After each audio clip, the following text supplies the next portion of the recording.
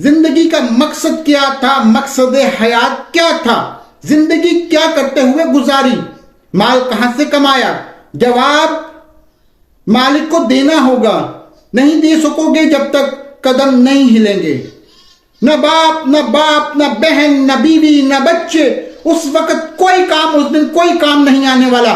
ہر کوئی یہ چاہے گا کہ کچھ جائے بھاڑ میں جائے، میری جان بچ جائے۔ قیامت کے دن تم سب حقداروں کے حقوق ان کو ادا کرو گے، یہاں تک کہ اگر ایک سینگ والی بکری نے بے سینگ والی بکری کو بھی اگر دنیا میں اگر ٹکر ماری ہوگی تو اللہ ان کو بھی زندہ کرے گا اور اس کا بھی حق اسے دلوایا جائے گا۔ اللہ کے لیے معافی مانگ لیجئے، راضی کر لیجئے اپنے رشتہ داروں کو، اپنے بہن بھائیوں کو، اپنے عزیزوں کو، اپنے دوستوں کو، اپنے مسلمانوں کو راضی کر لیجئے، اپنے معاملات اسی دنیا میں ہی صاف کر لیجئے، ان کو خوش کر لیجئے۔ السلام علیکم ورحمۃ اللہ وبرکاتہ۔ ان الحمد للہ نحمده ونستعینه ونستغفره ونعوذ باللہ من شرور انفسنا ومن سیئات اعمالنا، من يهده الله فلا مضل له ومن يضلل فلا هادي له، اشهد ان لا اله الا الله وحده لا شريك له واشهد ان محمدا عبده ورسوله۔ اما بعد، اس بات میں تو کوئی شک نہیں کہ ہماری زندگی بہت جلدی ختم ہو جانے والی ہے۔ بہت جلدی ہم اس دنیا کو چھوڑ کر آخرت کی منازل کی طرف سفر کرنے والے ہیں۔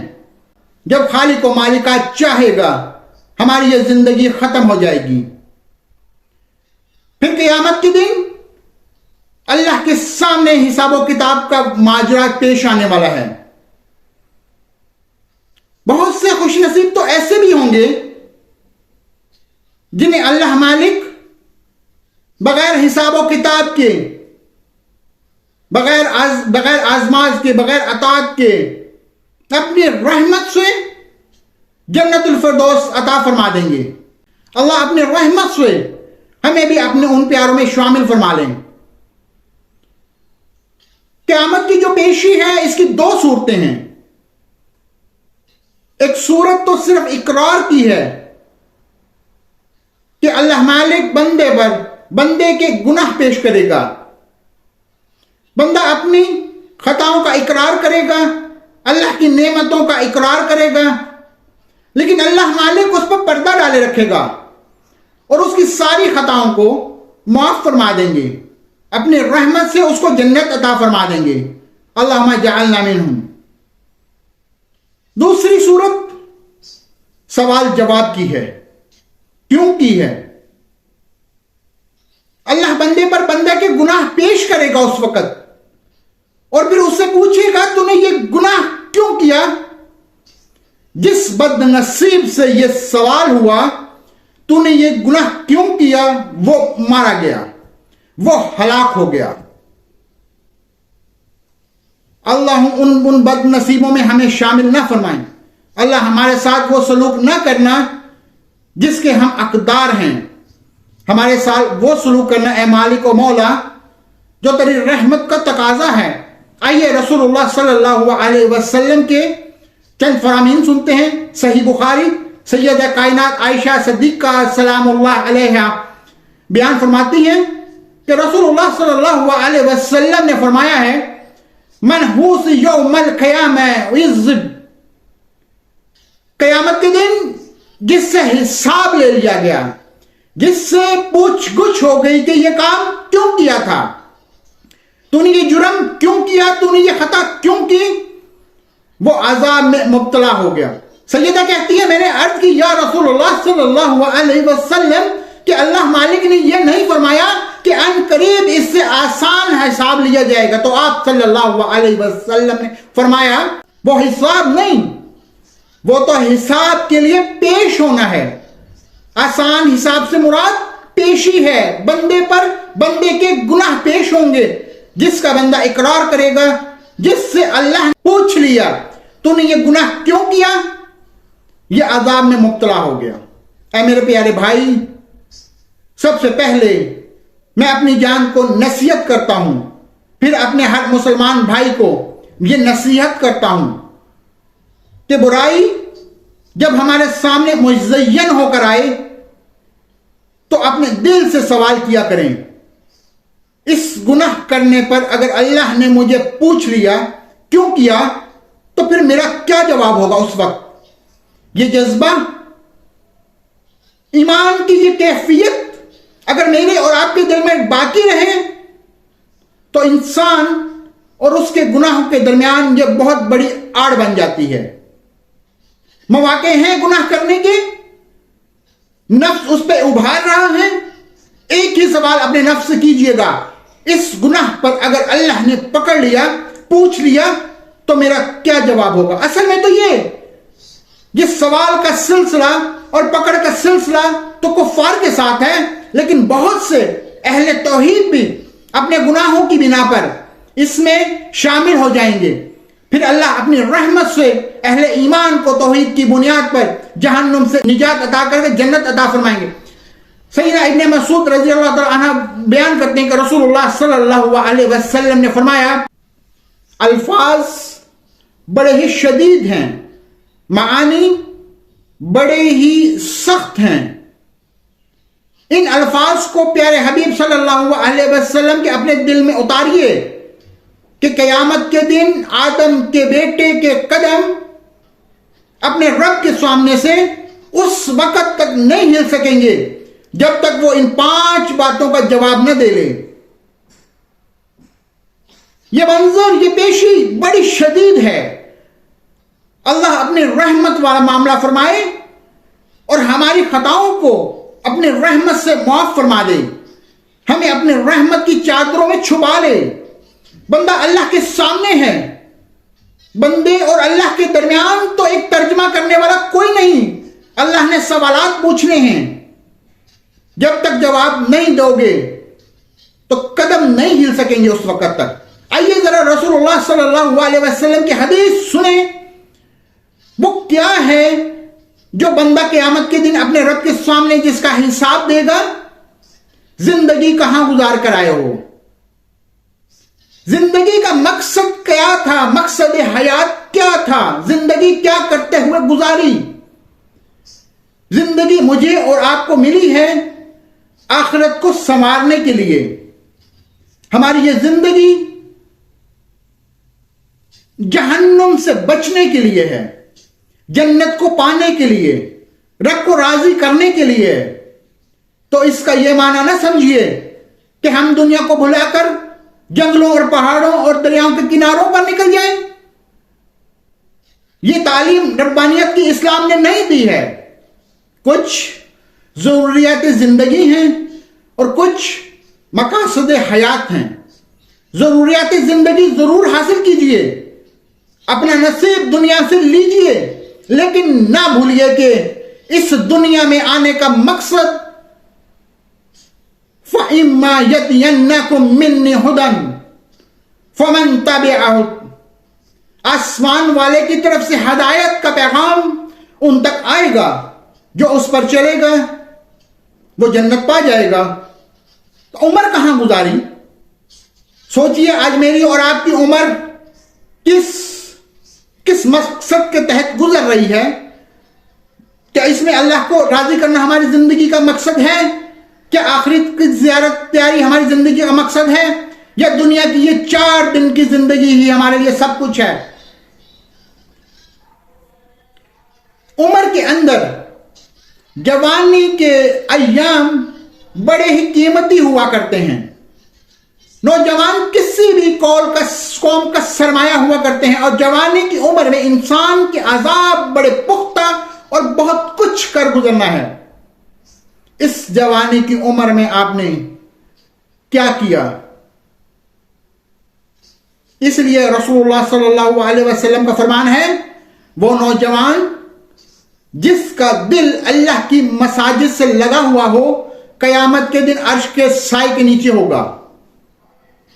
بعض لوگوں نے اس جوانی کو مستانی سمجھا ہوا ہے، جوانی آتی ہی اچانک ہے اور یہ مستانی ہے، یہ جوانی میں جو چاہے کرتے پھرو، آخرت، قبر، جنت، اس کی فکر بڑھاپے میں کریں گے جب کسی قابل نہیں رہ جائیں گے، پھر مسجد ہوگی، ہم ہوں گے, ذکر اذکار ہوگا, قرآن ہوگا, مصلی ہوگا, یہی کچھ ہونا ہے. یہ شیطان کا بہکاوا ہے. اے میرے نوجوان بھائی, کہ آپ کے پاس کیا گارنٹی ہے کہ آپ جوانی میں مریں گے نہیں؟ آپ کو بڑھاپا آئے گا کہ آپ رقص لکھوا کر آئے ہو؟ موت کا تو ایک لمحے کا بھی یقین نہیں ہے, کب کس کو کہاں کس وقت اپنا شکار بنا لے. تو یہ جوانی کی عمر میری اور آپ کی کہاں گزر رہی ہے؟ سوچئے گا اللہ کے لیے. بستر پر لیٹ کر سونے سے پہلے محاسبہ کیجئے گا اپنا, اور اللہ سے دعا ہے کہ سب سے پہلے اپنے ہمیں اس قسم کی فکر کی توفیق عطا فرمائے. پھر ہر سننے والے مسلمان بھائی کو میرے دن کے 24 گھنٹے کہاں خرچ ہو رہے ہیں؟ موبائل کی فضول محفلوں میں, سوشل میڈیا کے اوپر بیٹھ کے فضول اپنے وقت کا ضیاع, یا قرآن پڑھتے ہوئے, دین سیکھتے ہوئے, اللہ کو یاد کرتے ہوئے, ذکر اذکار کرتے ہوئے. منافقین کا حال بیان ہوا کہ سوچئے 24 گھنٹے میں آپ کی زبان سے اللہ کے ذکر کتنی بار نکلتا ہے؟ کتنی بار آپ سبحان اللہ, الحمدللہ, اللہ اکبر, لا الہ الا اللہ, لا حول ولا قوت الا باللہ, سبحان اللہ وبحمدہ, سبحان اللہ العظیم. یہ آپ کتنی دفعہ آپ کی زبان سے کتنا رہتا ہے؟ اگر بہت تھوڑا تو ڈر جائیے. یہ اہل نفاق کا حال ہے کہ وہ اللہ کا ذکر بہت تھوڑا کرتے ہیں, اور بہت ساری اکثریت ایسی بھی آپ کو جواب میں ملیں گی جو کہے گی ہماری زبان سے تو یہ بات کبھی نکلتی ہی نہیں تھی. یہ کیا باتیں تھیں؟ جوانی کے ایام کہاں گزار کر آئے, یہ اللہ نے سوال کرنا ہے. جس نے جوانی دی ہے, اس نے عمر دی ہے, وہ آپ سے پوچھے گا یہ کہاں گزار کر آئے ہو. آپ کا مال, اس کے بارے میں سوال ہونا ہے, کہاں سے کمایا ہے. مسلمان مال کمانے میں آزاد نہیں ہے کہ وہ سود کا معاملہ کرے, وہ جوئے کا معاملہ کرے, وہ حرام طریقے سے کمائے.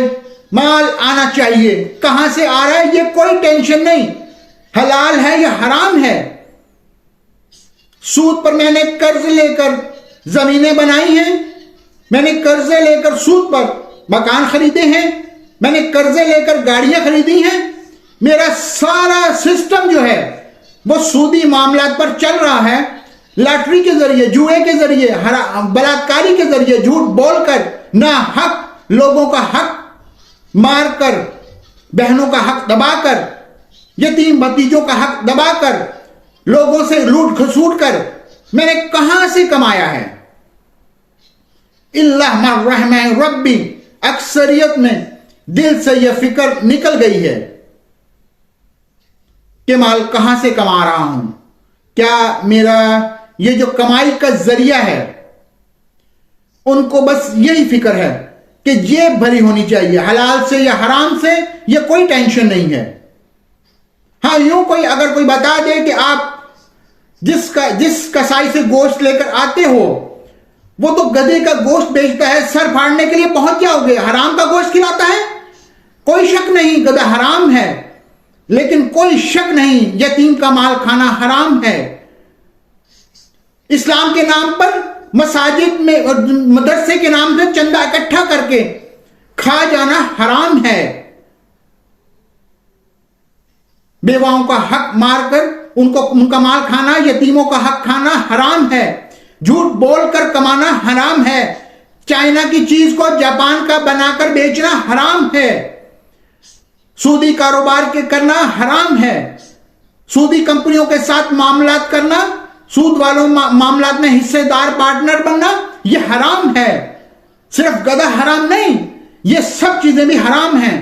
مال کہاں سے کمایا؟ جواب آپ کو ہی, مال کو ہی دینا ہوگا, مالک کو دینا ہوگا. نہیں دے سکو گے جب تک قدم نہیں ہلیں گے. وَأَقِيمَ أَنفَقَهُمْ, مال کمایا کہاں سے, لٹایا کہاں پر, خرچ کہاں پر کیا؟ یہ آپ جواب جو آج خرچ کر رہے ہو قیامت کے دن اس کا جواب دینا ہوگا. حرام راستے میں خرچ ہو رہا ہے یا حلال میں؟ اللہ کو راضی کرنے میں خرچ ہو رہا ہے یا اللہ کو ناراض کرنے میں؟ کسی نے آپ کے ساتھ جھگڑا کیا، کسی نے آپ کو گالی دے دی، اور آپ کسی شوٹر کو 10 لاکھ روپے دے کر کہتے ہو کہ اس کو اڑا دو، اس 10 لاکھ کا جواب بھی آپ کو دینا ہے۔ قیامت کا مقتل کا خون تو آپ کے سر پر ہے ہی ہے، یہ مال جو رب کی ناراضگی میں لگایا اس کا جواب بھی آپ نے ہی دینا ہے۔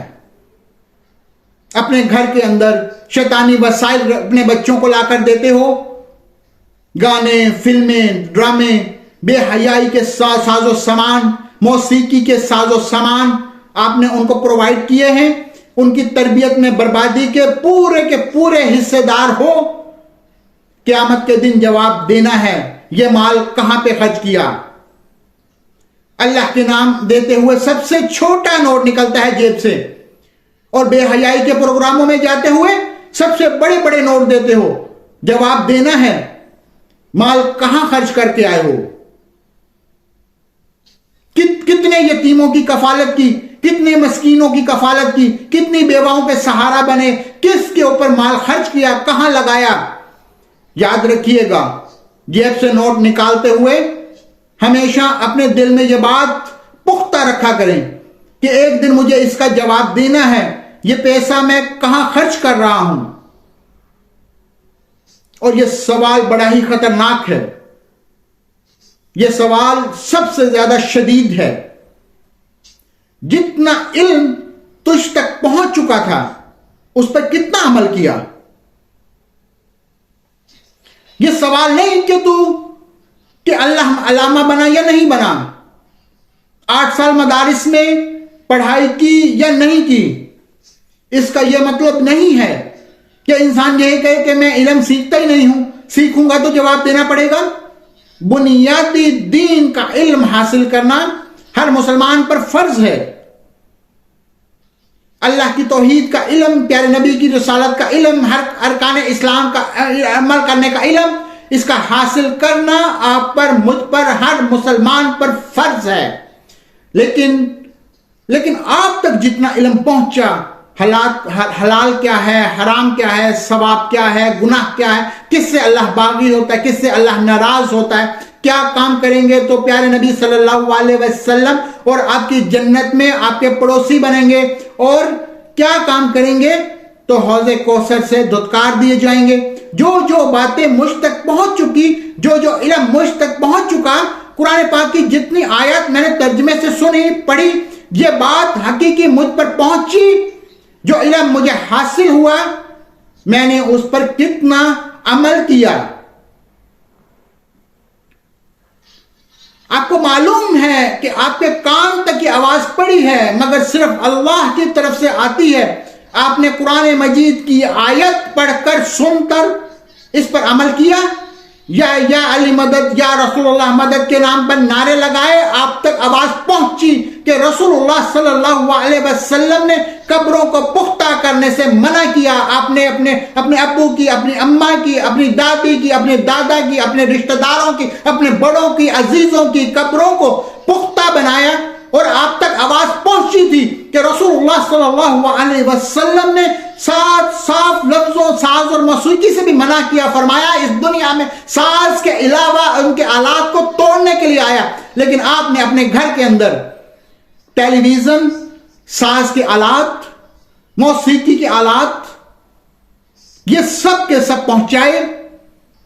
آپ کو علم تھا یہ حرام ہے، آپ کو پتا تھا یہ گناہ ہے، آپ کو پتا تھا سود کھانا حرام ہے، آپ کو پتا تھا زنا حرام ہے، آپ کو پتا تھا، جتنا آپ تک علم پہنچا آپ نے اس پر کتنا عمل کیا۔ یہ 5 سوال جب تک اس کا جواب نہیں دے لو گے، اللہ کے سامنے بندہ کھڑا رہے گا، اس کے قدم نہیں ہل سکیں گے۔ سیدنا عبداللہ ابن عمر رضی اللہ عنہما بیان کرتے ہیں، اور یہ روایت صحیح بخاری میں 7138 نمبر پر ہے کہ پیارے نبی صلی اللہ علیہ وسلم نے فرمایا، الا کلکم رائن وکلکم مسئول عن رعیتہ، تم میں سے ہر شخص حاکم ہے اور اس کی رعایا کے بارے میں قیامت کے دن اس سے سوال کیا جائے گا۔ ہر شخص تم میں سے حاکم ہے، اس حاکم کی رعایا ہے، اس حاکم سے پوچھا جائے گا کہ اپنی رعایا کے ساتھ کیا سلوک کر کے آیا تھا۔